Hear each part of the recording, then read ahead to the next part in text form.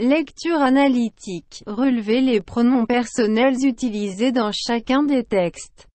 Que constatez-vous? Relevez les verbes conjugués au présent de l'indicatif. Le présent a-t-il toujours la même valeur? Étudiez l'emploi des temps. À partir de quel temps les autres se distribuent-ils? Quels indices spatio-temporels liés à la situation de communication pouvez-vous relever? Que constatez-vous? Comparez l'emploi de « ce livre » à l'emploi de « cet événement ». Ce développement, dans le texte étudié précédemment. L'emploi du démonstratif est lié une seule fois à la situation d'énonciation. Dans quelle expression? Dans lequel des deux textes étudiés actuellement avons-nous une idée du destinataire du discours?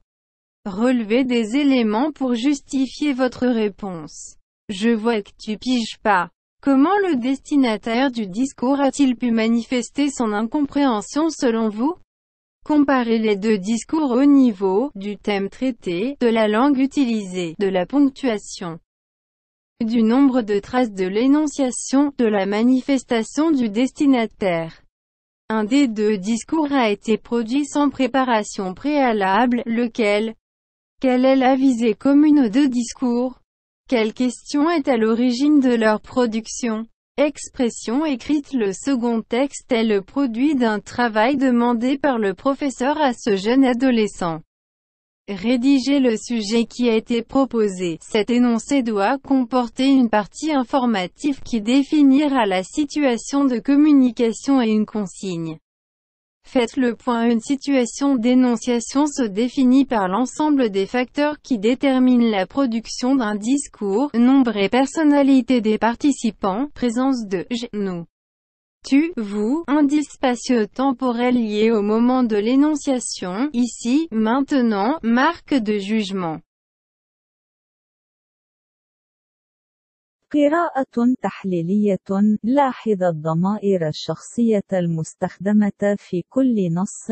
ماذا ترى؟ تحديد الأفعال المصرفة في الدليل الحالي. هل الحاضر دائما له نفس القيمة؟ دراسة الجدول الزمني.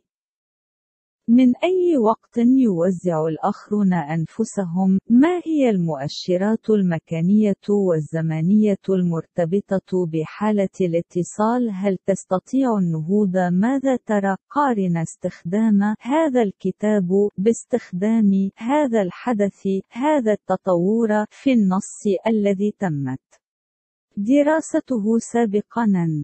يرتبط استخدام المظاهرة مرة واحدة فقط بحالة النطق بأي تعبير في أي من النصين المدرسين. حاليا لدينا فكرة عن متلقي الخطاب. حدد العناصر لتبرير إجابتك. أرى أنك لا تفهمها. كيف تعتقد أن متلقي الخطاب أبدى عدم فهمه؟ قارن الخطابين على المستويات من الموضوع المعالج، اللغة المستخدمة، علامات ترقيم، عدد آثار الكلام، من مظاهر المتلقي.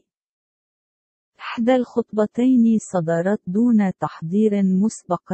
أيهما؟ ما هو الهدف المشترك للخطابين؟ ما هو السؤال في أصل إنتاجهم؟ تعبير كتابي النص الثاني هو نتاج عمل طلبه المعلم لهذا الشاب المراهق. اكتب الموضوع الذي تم اقتراحه. يجب أن يتضمن هذا البيان جزء إعلامي الذي سيحدد حالة الاتصال والتعليمات. تقييم يتم تحديد حالة النطق من خلال جميع العوامل التي تحدد إنتاج الخطاب، عدد المشاركين وشخصيتهم. حضور، أنا، نحن، أنت، مؤشرات مكانية زمنية مرتبطة بلحظة النطق، هنا، الآن، علامات الحكم.